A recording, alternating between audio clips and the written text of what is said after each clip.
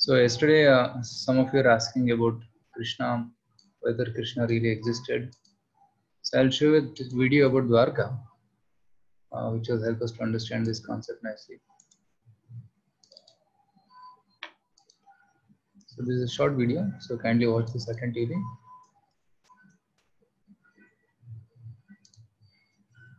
Once upon a time, an ancient Indian legend began. Please let me know, are you able to hear the sound clearly? And are you able to see the screen?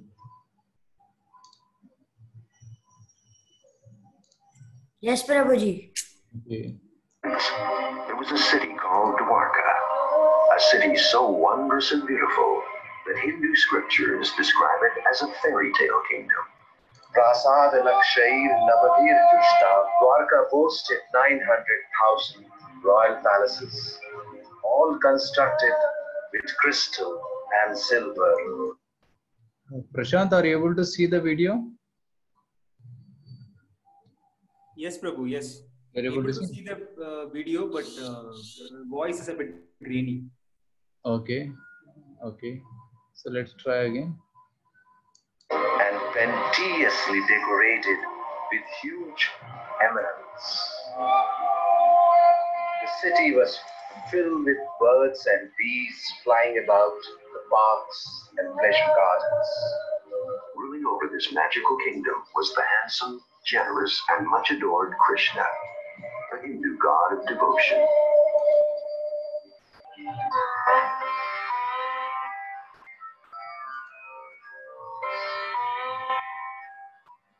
Dwarka, lying on the western coast of India, off the Arabian Sea, is a fishing town, home to 52,000 people. It shares the same name as the legendary magical kingdom described in the ancient Hindu scriptures. But the only similarity between the two today are the thousands of pilgrims who come here to worship Lord Krishna, the Hindu god of devotion.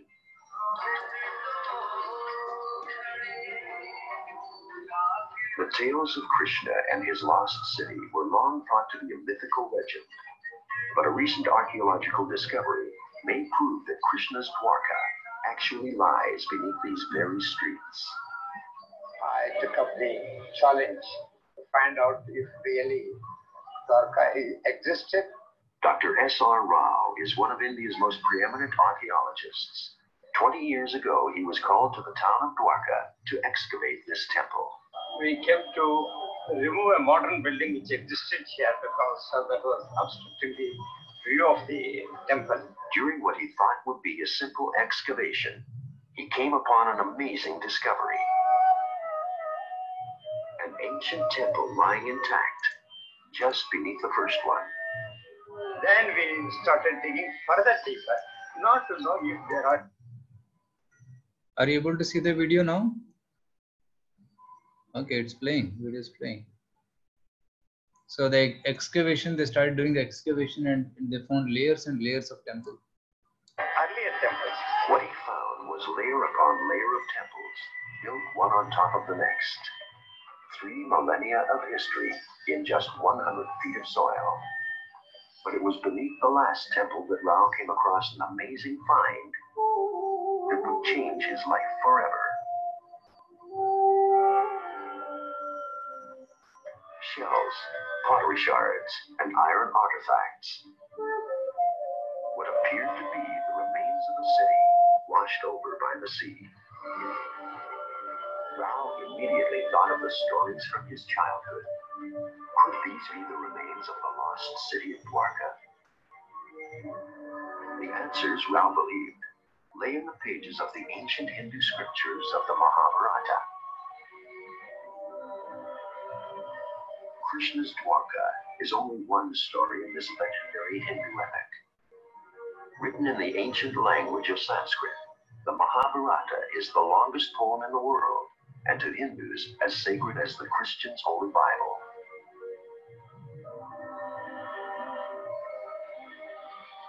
The story of Krishna ends with his kingdom, the city of Dwarka, sinking into the ocean.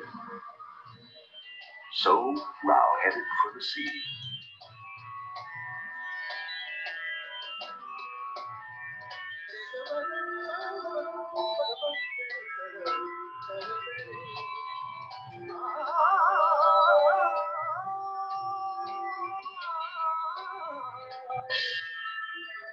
But finding a lost city at sea would prove to be a challenge. The whole question was where to look for this submerged city of Dwarka. I mean, in the sea, you are not sure that to find.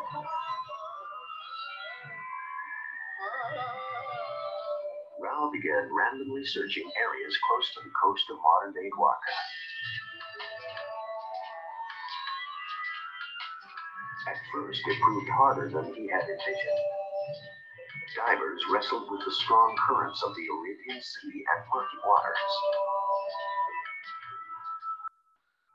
His efforts soon paid off. Not far off the coast of present-day Dwarka, Rao and the divers stumbled upon a discovery even greater than he had imagined. On the fourth day, we found these blocks of stones used for construction. 70 feet beneath the waves lay the remains of what appeared to be an underwater metropolis. So are you able to see the compound walls and stones inside the water?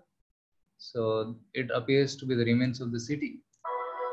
Massive sandstone walls, streets with cobbled stones, a drainage system, and a huge gate all pointed to a large city.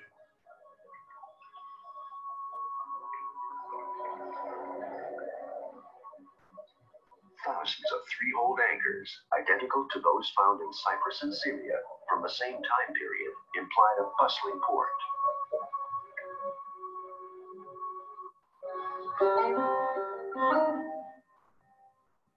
Rao then followed the trail of ruins to an island located 19 miles out to sea. It was here, not far from modern civilization, that Rao came across another discovery. Standing in plain sight for centuries were the remains of a walled structure. First, we saw what was on the shore, and that was a small bit of the big fort. And as we went further up, we came across that 150-meter long wall. Rao's discoveries became a lifelong mission. Uncovered the remains of a sprawling city of around 10,000 people. It had obviously been an intervention.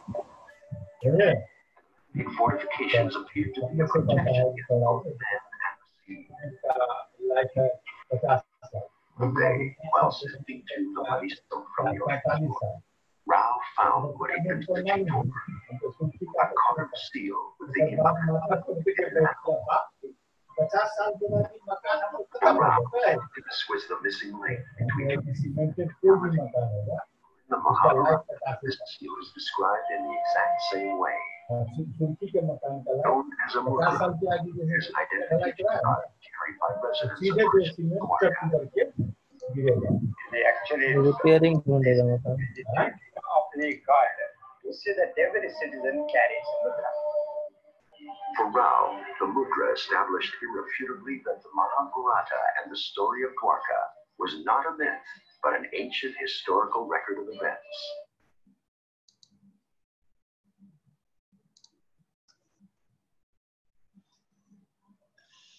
So that was the excavation of Dwarka, which proves that Dwarka city existed, means Krishna also existed. And the main thing is the mudra there, that three-headed animal with a mudra. So that indicates that was the actually ID card. And nowadays we carry ID card in our pocket and go. At that time they will carry that mudra. Anybody who has that mudra means he is a resident of that city. So they will be allowed. So that was a security check at the time. So in this way, the Dwarka city existed and it sank in the water, which is mentioned in Mahabharata. That proves that Krishna existed. So it means Mahabharata is real, and Bhagavad Gita is part of Mahabharata. So it means Bhagavad Gita is also a real book. Okay. So we'll go to the next topic, today's topic, which is the science of soul. Okay. So are you able to see this slide. Okay. So this soul is one of the topics, one of the 5 topics. Yesterday I had given you a quiz, a small quiz which I had sent. So many of you wrote correctly, but some people wrote little, some mistakes were there. Actually 5 topics are there. So what are the 5 topics which Bhagavad Gita discusses? Can we just revise? First topic is, yeah, you can either speak or you can type. So what are the 5 topics? Jiva, okay, Gunjan says Jiva, that's 2. Second topic, Karma, then Prakriti, Ishvara, correct. And 5th one is remaining. So 5th one is Kala, correct, Kala. So Ishvara, Jiva, Prakriti, Kala and Karma. These 5 are the topics. It's not Ayurveda, it's not health, it's not nationalism. No. These are the 5 topics. So the first topic we are going to take today is, what is Jiva? Who am I? Right? So if I ask you a question, who are you? What will be your answer? Who are you? What will be the general answer which a person may give? Yeah. Can you just share? If I ask you a question, who are you? If somebody asks you a question, who are you? What will you reply? What is the standard reply?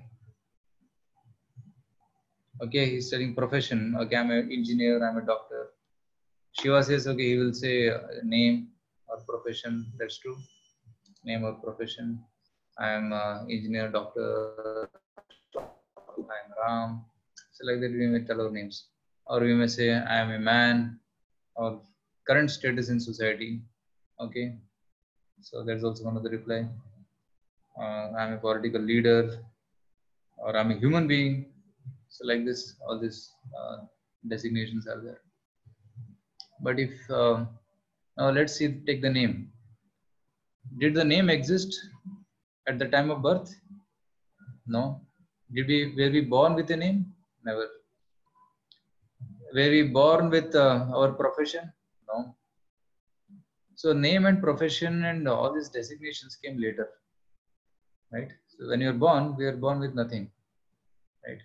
So these designations are also temporary. So if we carefully observe, who am I?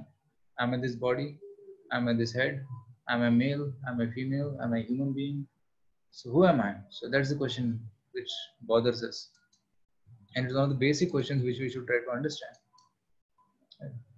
So if you think I'm a human being, there was a scientist called Dr. Henry Monson, professor of anatomy, Illinois College of Medicine. He says, most of the human body is made of water. Okay, in a 60-pound person, there are about, so this is a doctor, he's making analysis. He says 5 pounds of calcium, 1.5 pound of phosphate, 9 ounces of potassium, 6 ounces each of sulfur, sodium, 1 ounce of magnesium, and less than an ounce each of iron, copper, iodine. So this is what our body is composed of. And mostly we are made of water. And when you calculate the worth of all these chemicals, if you go to a chemist and ask what is the value of this many gram of chemicals, then he will say it is rupees 110. Now does that sound like us? If I ask somebody, can you give me your kidney for transplantation? My kidney is not working. Do we ask for 10 rupees or 20 rupees? If our body is worth 110 rupees, then our kidney must be worth some 5 rupees. Eyes must be worth some 10 rupees, isn't it? But no, when you ask for eye transplantation, they will ask lakhs of rupees. So it is very invaluable. It's very costly. So it's not actually 110 rupees. Like for example, I'll tell you one story. Once 2 friends were traveling in a car. One friend was driving, the other friend was sitting next to him. And somehow, because the driver had not got a good rest, the friend who was driving, he little dozed off while driving, and the car was going with very high speed. And suddenly, because he's dozed off, car went off the road and it hit the tree, and the car got very badly damaged. And the person who was driving, he also got very badly wounded. So the friend who was sitting next to him, he just had some scratches, but he was not so seriously wounded. So what he did, he got outside the car and then he was wondering what to do now. Right now, suppose if you are in that situation where you are the friend who is alive and healthy and not so seriously wounded, whom will you save first? Will you save the car? And the car is a Mercedes car worth 50 lakh rupees, and the friend is worth 110 rupees. So will you take the friend to the hospital first, or will you take the car to the garage first? So what's your choice? So you can type whether friend or car. So what's your choice? Friend, Shiva says friend. Okay. Raghu also says friend. Nice. So everybody is saying friend. But friend is worth 110 rupees only. And car is worth 50 lakh rupees. Why will you save the friend? What is there in the friend which makes him very dear? Yes. What is there in the friend which makes him very dear to you? Shiva is telling soul. That's the correct answer. Right? That's the correct answer. The soul is present in the body of the friend, so that's why it's valuable. But the car is dead, and you can go to the garage and get the parts replaced. But if the friend dies, you cannot bring him back to life, isn't it? So that's what we are not worth 110 rupees. We are even more invaluable. So this is a shloka from Bhagavad Gita 2.13. Kindly try to repeat. I'll recite once. You can follow me. Dehinosmin yatha dehe Kaumaram yauvanam jara तथा देहांतर प्राप्तेर धीरस्तत्र न मुह्यति.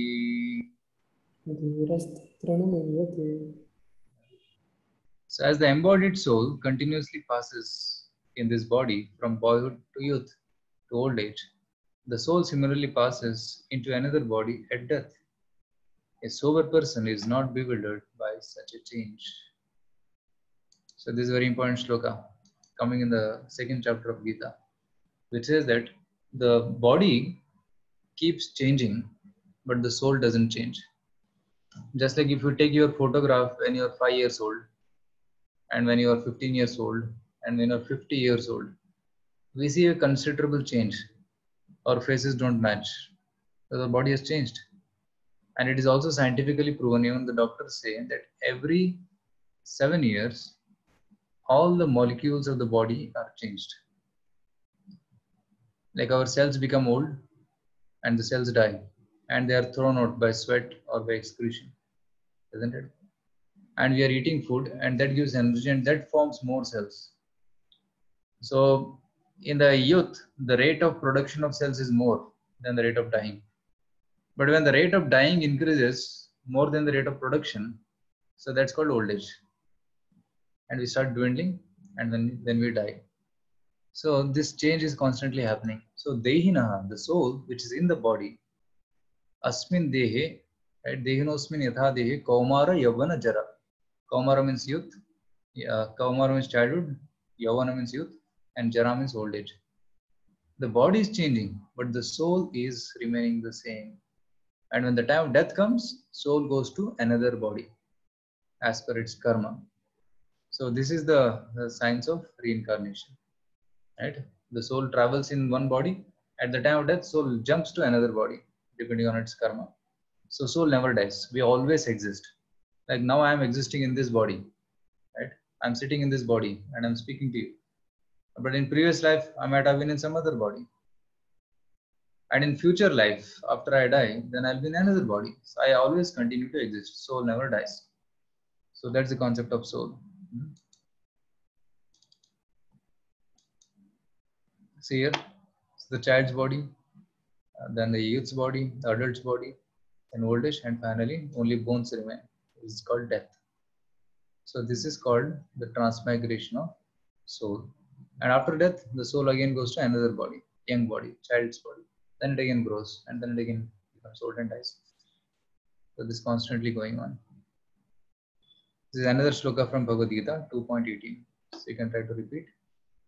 Antavanta ime deha Antavanta ime deha Nityasyokta sharirinaha Nityasyokta sharirinaha Anashino prameyasya Anashino prameyasya Tasmad yudhyasva bharata. Tasmadyudhasva bharata. The material body of the indestructible, immeasurable, and eternal living entity is sure to come to an end, and therefore fight, O descendant of Bharata. See, the body is temporary. Antamanta ime deha. This body is born and it dies, just like medicine in the medical shop. When you purchase it, it comes with a manufacturing date and expiry date. So every medicine has got a shelf life. So similarly, the body at the time of birth, it comes with a birth date and a death date. Both are fixed. So when you are born, the number of years which you are going to live, it's fixed as per our previous karma, right? Because as per previous karma, how much happiness, how much suffering, how long I am supposed to live, that is determined by previous karma. So antavanta ime deha nityasyokta sharirinaha. See, the word sharirinaha is used. Sharira means body, sharirinaha means one is staying inside the body. Like there is graha, graha means home. Grihi means person inside the home. So there's a difference between graha and grihi. Graha is the home, but person staying inside, who is different from the home, is called grihi. Similarly, body is like a home, and the person staying inside this body is the soul. So there's a meaning of this. So there's a difference between body and soul. So body is made of matter, right? Earth, water, fire, air, ether. So the body is made of Panchamahabhuta, but the soul is made of spirit. Body is not conscious, but the soul is conscious. Like a table or a mobile phone, it cannot feel consciousness, but I can feel consciousness. I can feel happy. If I see something beautiful, I feel happy. If somebody pains me, then I feel morose, isn't it? Body changes, like from boyhood to youth to old age, but soul never changes. Body is temporary, but the soul is eternal, and body is dead, soul is alive. See, body is always dead. Even now, the body is dead. Like suppose we go to sleep for 6 hours, it's as if we are dead only, right? Because we cannot move from the bed. We are just lying. But only when you come back to consciousness, when the soul awakens, then you understand, oh, I'm this body, I'm staying here. So because of the presence of the soul inside, the body acts alive, but actually body is dead. Just like a car. Car is always dead, but only when the driver starts, car starts moving. And it appears that car is alive. Like that's why sometimes dogs keep chasing. Dog think, some big animal is coming. And they start chasing behind the car, isn't it? So the dead matter can also act alive because of presence of soul. So this is a very beautiful photograph which explains the concept of soul and body. So this body is like a machine, yantra. Yantra rudhani maya, Krishna says in 18th chapter. So the body is like a yantra, and this yantra is being controlled by Atma. So one who is sitting here, right? It's a graphical representation. It is exactly not like this, but it helps us to understand the concept. So the soul is sitting and is controlling all the aspects of the body. He is watching through the camera eyes, and then the stomach is like the engine, the legs are like the wheels, and he's hearing and he's seeing and he's acting through the hand. And next to soul is standing Paramatma, who is the super soul, who is God. So Atma and Paramatma both are there in the heart of the living entity. See, from material point of view, we see animal like cow or a man or elephant or all these animals just as a chemical bundle made of matter. And when death comes, everything is finished. But when you have spiritual vision, we see that we are not just matter, but we are matter plus spirit. We see Atma in everybody's body. This spiritual vision. When you see a human being, we understand, oh, he's a Atma inside the body and he's acting in this body. And if you see a dog, we understand, oh, he's also Atma. But because of his past karma, he got animal body. He's in a dog's body, or somebody is in a bird's body. Like somebody wanted to fly in the air, then he may get a bird's body.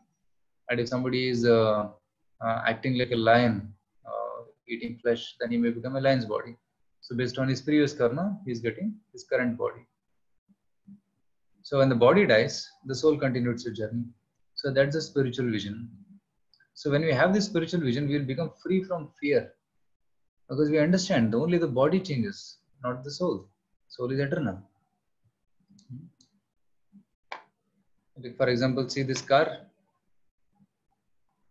So the unseen driver of the bodily car. The car cannot budge 1 inch without the driver. The body is termed dead without the presence of the driver, the soul. Right? So when the driver sits and starts moving the car, then only the car will move. So the body is also like a car which is dead.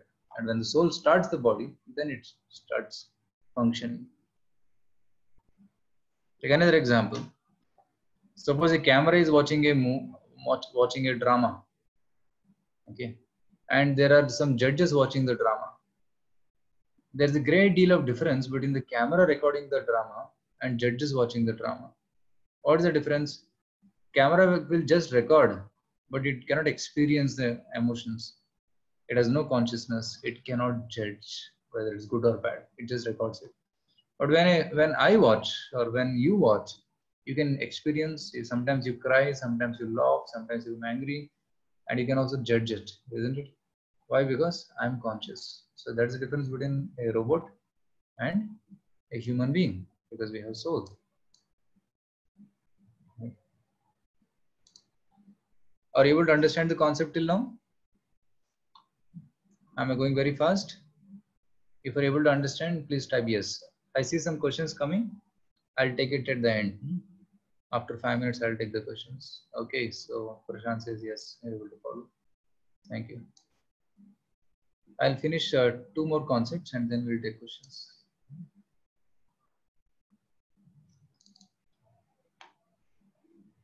So just as the bird is trapped in the cage, the soul is trapped in the body made up of 5 elements: earth, water, fire, air, ether. So see this person? The body is there, but inside the body there is soul which is trapped inside. So our situation is like this. Parrot inside the cage. You see this lady, she is having this parrot and she has a golden cage. So what this lady was doing, every day she will come and polish the cage.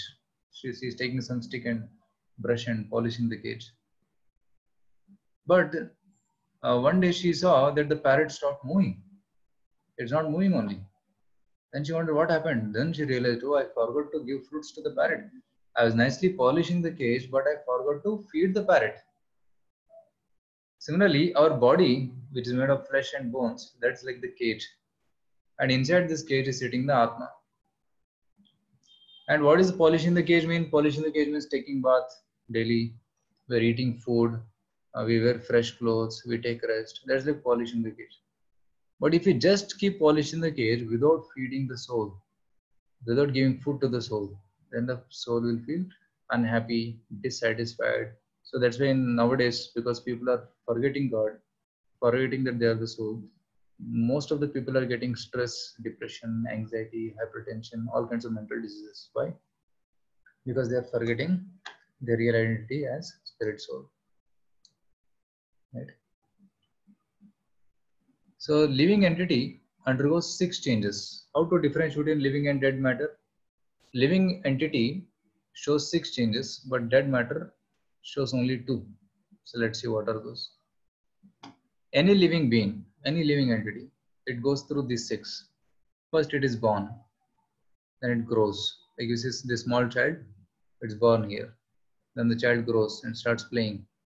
And then it becomes an adult and starts maintaining itself. Like generally growth happens up to the age of 18. After that there's no more growth. Then up to the age of 50 he may stay young. And in that time he'll reproduce, he produce more children. Then after 50 he starts becoming old. And then finally death. And is buried. These are the 6 changes. Similarly tree also. You put the seed, then the plant grows. And plant becomes big. It stays for some time. It produces fruits and flowers. Right? And then starts dwindling and then it dies. So these are the 6 things. But non-living matter, like for example mobile or anything, it's created and it it dwindles. Only two things. It's created, and the moment it is created, it starts dwindling. Like suppose a building is constructed, it's created. Then as soon as it's created, it starts dwindling. After 1 year, you'll see, oh, this paint has gone. And after 20 years, you'll see something is falling from the ceiling. It starts dwindling. So only two changes is seen in the matter. But in living beings, 6 changes are seen. Like you don't see a car producing another car on itself, isn't it? There's no reproduction in the dead matter. Only living being can reproduce. That's because of the presence of Atma. So here, child is born, he grows, maintains, produces byproducts, he dwindles, and finally dies. 6 changes. Okay, so we'll recite this shloka. Sorry. Nainam chindanti shastrani, nainam dahati pavakaha, na chainam kledayantyapo, na shoshayati marutaha. It means that the soul cannot be cut to pieces by any weapon, nor burned by fire, nor moistened by water, nor withered by wind. So the soul is eternal. You cannot take a chaku and cut the soul. Body can be cut, blood will come, but soul cannot be burnt. Soul cannot be cut. Right? So that's the meaning of this. Soul is eternal. So even if somebody puts a bomb, our body may burn, but soul cannot be burnt. Right? So that's good news for all of us, that we are always eternal. We never die. See, our body has got these 3 layers. The one which we see now, it's called as gross layer. Whatever we see, it's made up of earth, water, fire, air, and ether. Panchamahabhuta. And there is another body which we cannot see, which is called Sukshma Sharira, which is made of mind, intelligence, and ego. Like we are able to think, we are able to feel, and we are able to desire. Those desires are coming from, the thoughts are coming from the mind, and decisions are being taken by the intelligence. And identification that I am so and so, I belong to such family, that's coming from the ego. Like in the computer, there is hardware and software. Hardware is like the gross body, where is air, water, fire, air, and ether, earth, water, fire, air, ether. And software, you cannot see Android, we cannot show where is Android, we cannot show where is Windows. But we can see the PowerPoint, we can use it, but we cannot show it or see it. So that's why it's called subtle. So gross and subtle body. And beyond that is Atma, inside the body. So just like a coconut, there is fiber outside which we remove. Then there is a hard shell which is broken, and inside you get coconut which you can eat. Similarly, 3 layers are there in the body: gross body, subtle body, and soul. Soul is made of happiness, knowledge, and eternity. Eternity, knowledge, and bliss. These 3 are the characteristics of soul. But the soul is different from God. God is great, we are very tiny. So this we will elaborately discuss in the next session. What is the difference between soul and God? Yeah. So the difference between soul and God is one, but souls are many. Nityo Nityana. God is eternal, but there are many eternal souls. And God maintains all other souls, like the king maintaining the citizens. Similarly, God maintains all the living entities. So that is the difference between soul and God. So, and in the next session, we'll discuss this topic: scientific proofs for existence of an antimaterial particle. Till now, we theoretically understood that what is soul and what are its characteristics, what is gross body, what is subtle body, what is the difference between living and dead body, what are the 6 changes which the living being undergoes. And next session, we'll discuss about past life memories, reincarnation, and then out-of-body experiences. Right? Some people can see themselves going out of the body and seeing their body, and phobias, about twins. So, and some videos also I will show people who remember their past life. So that will help us to believe very convincingly that we lived in the past and we are continuing to live in the present, and we live in the future also. So that we'll discuss in the next session. So some questions have come here. So Gokul is asking, when the population increases, will soul clones itself? No, soul never clones itself. Actually, when human population is increasing, it means there are souls from other species which are coming to human species. Like for example, there are millions of mosquitoes. Like in one room, there can be thousands of mosquitoes. One human being, but thousands of mosquitoes, isn't it? So there are animals, there are plants, there are grasses, there are insects, there are birds, there are amphibians, and there are aquatics and human beings. So everybody has a soul. So depending on their karma, souls keep changing from one species to another species, right? An animal can become a human being. After animal body is like punishment body. Once punishment is over, he'll again come back to human body. But human being may make some mistake, then he may become an animal in the next life. That's also possible. So when population of humans is increasing, it means souls from other species are getting a better body, which is a human body. So that's the understanding. So yeah, that question is answered. What is good karma? Can we get human body twice? Yeah, good karma means following the laws given by God. Who is a good citizen? Good citizen is he who follows the laws of the government. Like he will drive on the left side, right? He will pay tax properly. He will not break the laws. So he will be a very good citizen, isn't it? Similarly, good karma means that which is sanctioned by the Vedas.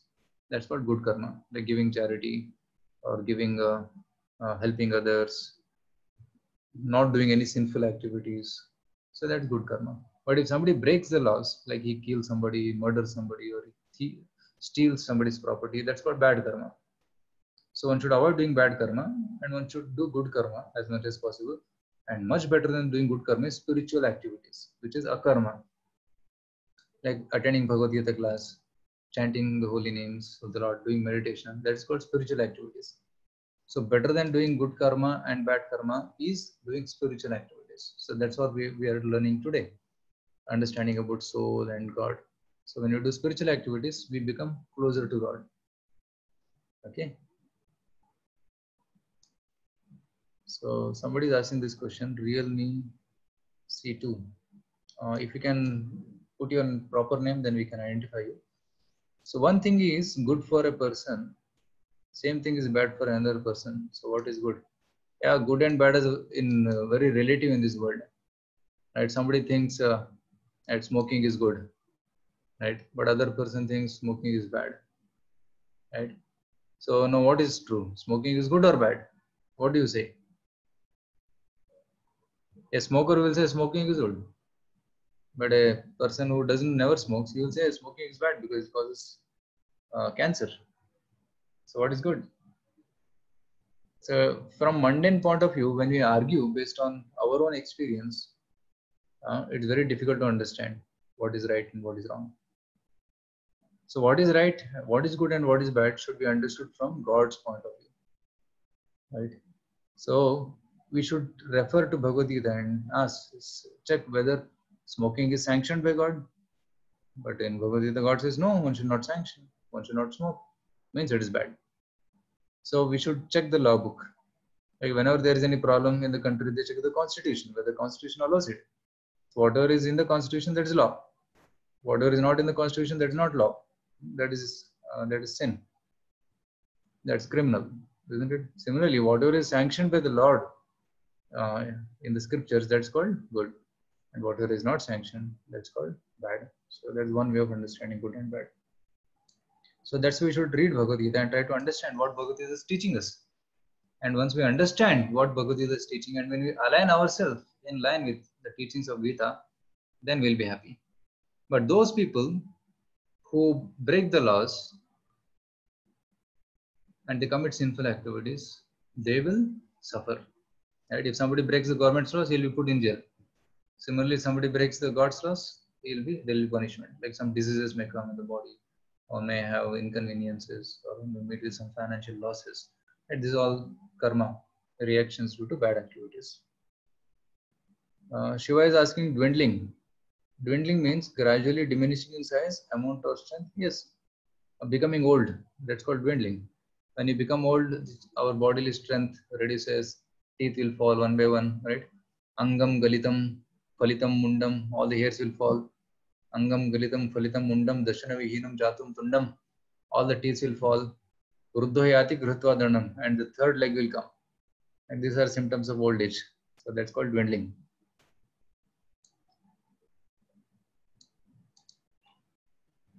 So Alex is telling, if Krishna exists, why shouldn't he come and help us now?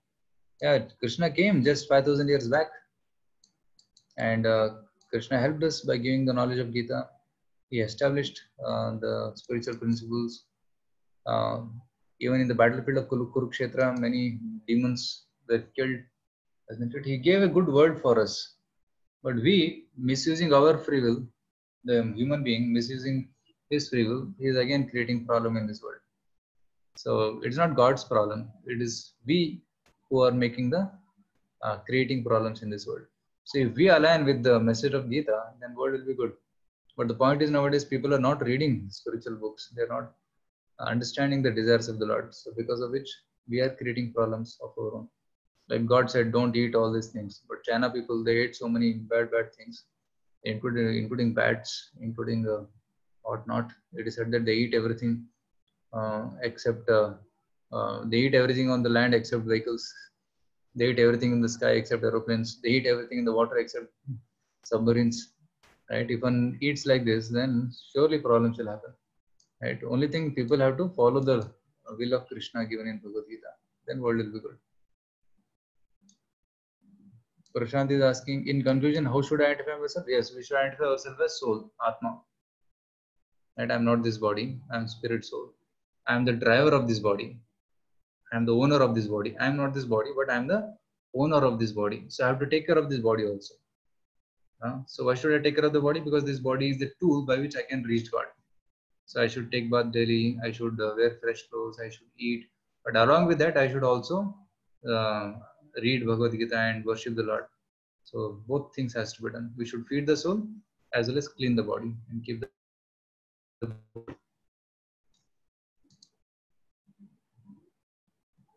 So what is the Vaishali Mataji is asking? What is the goal of life? Everyone must have different goals. How to understand our goals? Yes. So it's a very wonderful question.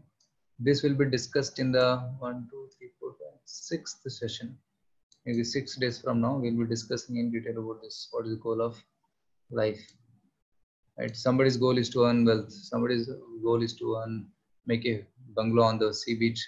Somebody has a goal of becoming a top in the career or sports star, superstar, all that. So there is something called as short-term goals. So all this which I told just now, they're all short-term goals because they are only for this life. Long-term goals means to think about next life and beyond.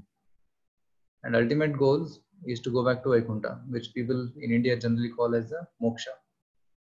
Getting liberated from these problems and going back to Godhead, going back to Vaikuntha. That's the ultimate goal. But more about this we'll discuss soon. Is Krishna himself God or God's messenger? Krishna says in Bhagavad Gita that he is God. He never says that he is God's messenger. Right? Krishna is called as Shri Bhagavan Vacha. Right? In Bhagavad Gita, the word Bhagavan is used. It's not said Bhakta Vacha. So Krishna, and Krishna himself says, Aham Sarvasya Prabhava Matta Sarvam Pravartate.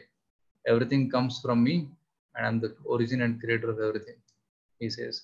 Not only he, but even like we saw in yesterday's session, even great sages like Narada, Madhacharya, Chaitanya Mahaprabhu, Ramanujacharya, they all accept Krishna as Supreme Lord. And Krishna himself showed his powers. He lifted Govardhan Hill, he killed so many demons, and he showed the Vishwarup Darshan. Right? Who can show the Vishwarup Darshan? But Krishna showed it. So he is not God's messenger, he is Supreme Lord. But Krishna sends his messenger sometimes to this world to establish Dharma. Krishna also born as human being. Krishna is not a human being, but he appears on this earth to establish Dharma. And it appears that he has taken the form of a human being, but he is not actually a human being, he is Supreme Lord. He is a spiritual personality. And how can we understand this? When he was born to Devaki and Vasudeva in the jail of Kamsa in Mathura, he was born with 4 hands and with kundal, kirit, hairs, and his jewelry, kaustubh mani, and yellow dhoti. He just appeared there. He was not born crying like any of us cry. Right? Most of the children are born crying, and they want milk. They are hungry, isn't it? But Krishna was not born like that. He was born smiling, and he just appeared. He was not born also. That's why we don't say God takes birth. We say God avatar. We say avatar. So we never say that God takes birth. Even Krishna didn't take birth. Krishna appeared. He took avatar. That's what we say. So that's the difference between us and them.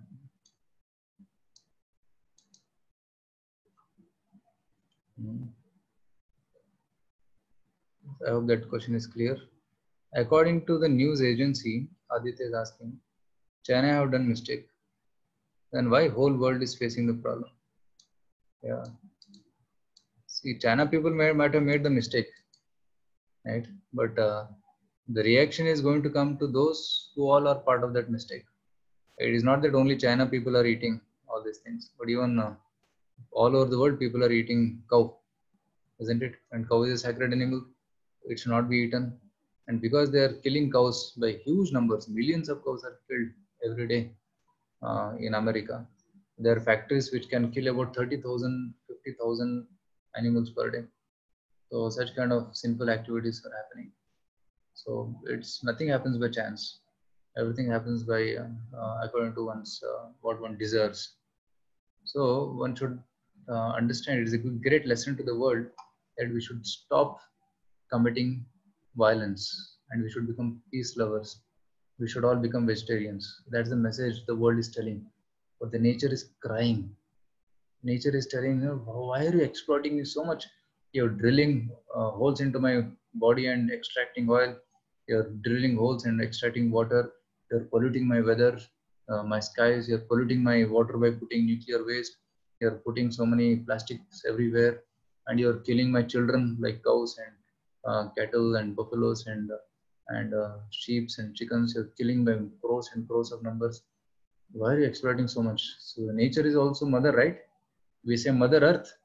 That if so much exploitation is happening on Earth, Earth cannot tolerate. So immediately she press the reset button. Like sometimes when the computer hangs, we press the reset button. In mobile also there is one pin. We put immediately mobile resets.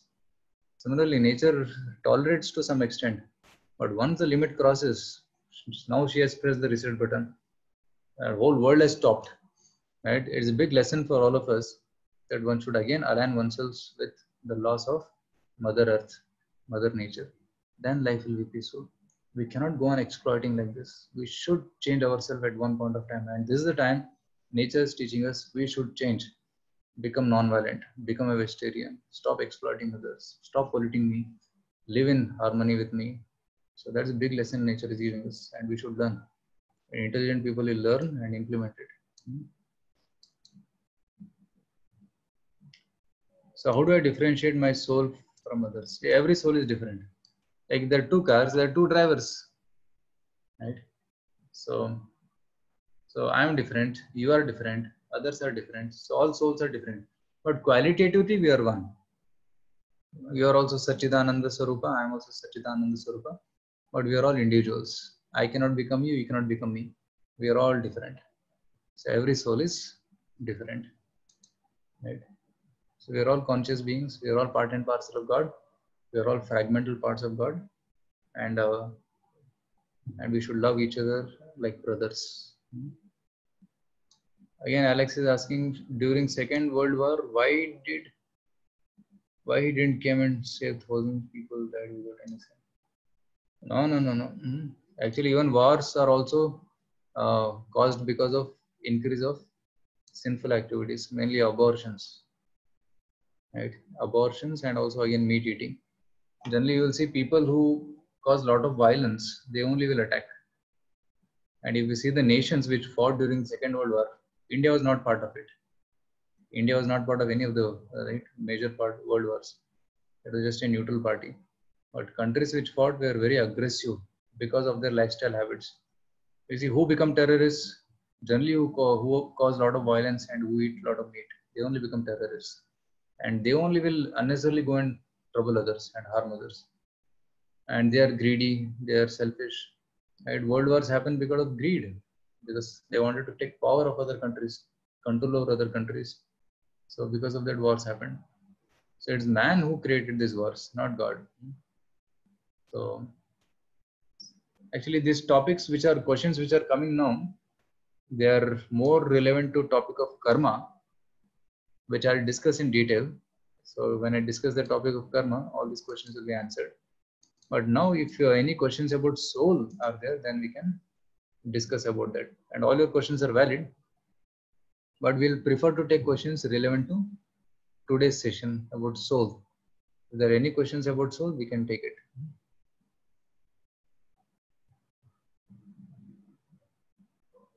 And Aditya is asking, right persons are also, means good persons are also facing problem. But in this, some who doesn't exploit also become positive through errors. I want to focus here. Yeah, that's true. This question is something like, why bad things happen to good people? Right, that's the question. So why bad things happen to good people, or reverse also? Why sometimes you see that good things are happening to bad people? So that also is important question. So this is also related to law of karma, right? Nobody is all good and nobody is all bad. Generally, even good person may also do something wrong, little bit here and there. And even bad people also must have done something good in the past. So when some good is happening in our life, means that's the reaction to good things I have done in the past. And if something bad is happening to me now, that means that's reaction to something bad which I have done in the past, which I may not be remembering now, but I have done something in the past. So the reaction is coming now. So that's the understanding. Like sometimes in villages, they harvest rice or grains and they put it in the container, and below there is a tap from which they take out grains. So sometimes you keep putting good grains, because when the harvest is good, you put good grains. And if this year the harvest is bad, you put bad grains. But when you remove, still you will get good grains. Even though the harvest is bad now, the grains are of not good quality, but still you are getting good quality grains because the old grains are coming. But when it gets empty, new grains will come, which is bad. So bad karma will come. So good karma and bad karma will come at different times. So I will discuss this topic in detail with videos. I have videos of instant karma, delayed karma, and there's concept of mass karma, which I'll discuss in the future sessions. G. Yes. Alex. Yes, Alex speaking. Yes. Do you know Vallalar? From Vadalur. Vallalar.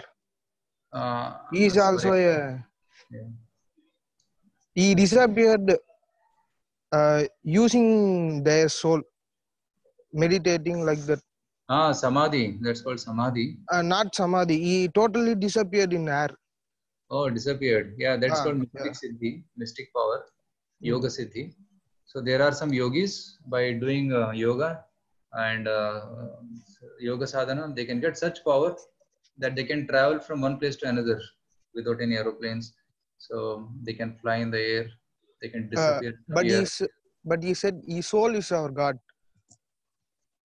Our soul is our God. Soul is not God. I am the soul. You are soul, but you have a body.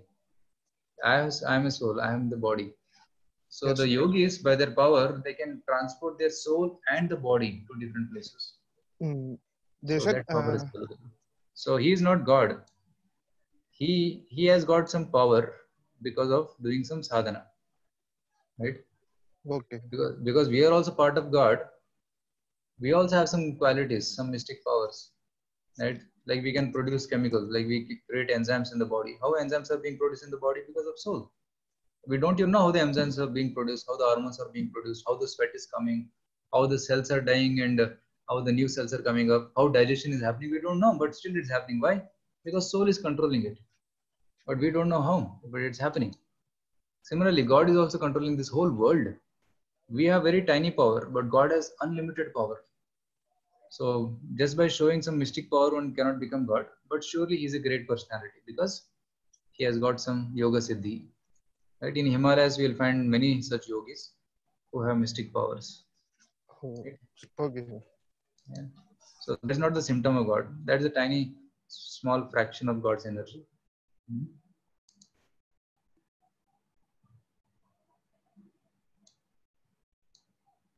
So Vaishali Mother is asking, do souls meet in different lives? Yeah, it may be possible. Like now in this family, like suppose in family there are 5-6 people staying together now. So in next life they may be born in totally different families. Right? The husband, wife, children, because of their karma, they may be born in totally different families. Or sometimes they may be again born in the same family. Like sometimes it so happens that if the grandfather is very much attached to the family, and the same grandfather may die and become a grandson in the same family. So that's why in India sometimes they give the name of grandfather to the grandson, believing that he has again come back. So it's possible to be born in the same family and meet again, but may not be also. So one may be born in different lives also, different bodies also. Raghupati is asking how many incarnations a soul should take to mingle with divinity finally. Yeah. So actually this mingling with divinity is not the right concept. So incarnations of soul also is not the right thing, because actually soul never incarnates. Soul gets a body and soul leaves the body and goes to another body. So souls is called reincarnation. It's not avatar.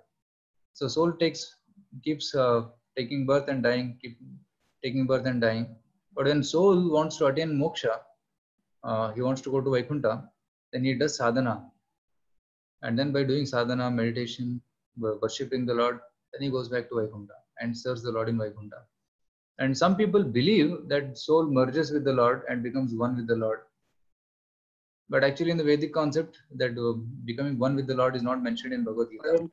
But it's mentioned that soul will go to Vaikuntha and continue serving the Lord there. So that's mentioned. But I'll discuss this topic tomorrow in detail, whether soul can become God. Yeah, is there any proof like human remembers next life? Yeah, please come tomorrow. I'll show videos about some people who remembered their past life.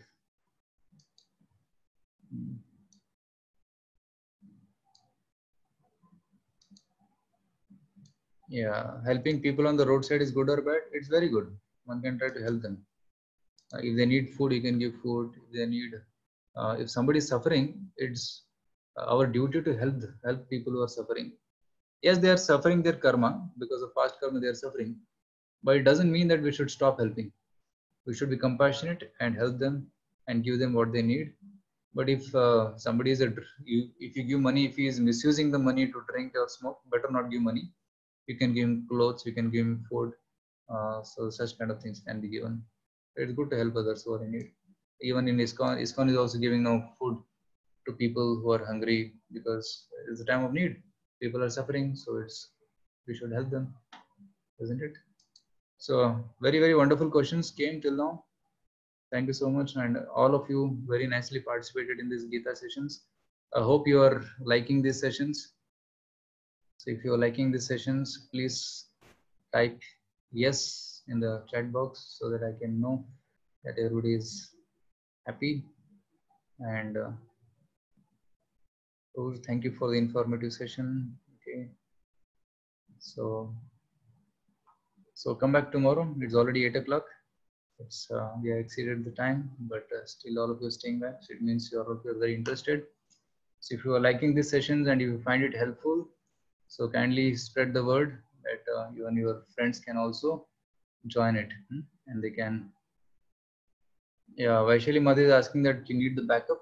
Actually, we are recording the session every day and we are sending you the WhatsApp link.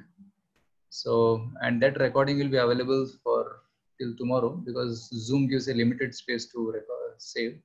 So you can save it. And we are also separating the audio clip from this. And we'll also be uploading the audio clip in the drive, which you can take it and listen to. Okay. And based on today's lesson, we'll be sending you a quiz. Yesterday, I think 8 or 10 of you attempted the quiz. It was very nice. And I saw all the answers. Most of them are right. So I'll be sending another quiz now based on today's session. It's very simple, only 5 questions. You can just check the nice 5 questions to refresh your memory. Okay. Thank you so much. We'll meet again tomorrow, 7 o'clock. Hare Krishna. Hare Krishna, Prabhuji. Hare Krishna, Prabhuji. Hare Krishna, Mansa, thank you. Hare Krishna, Kiran.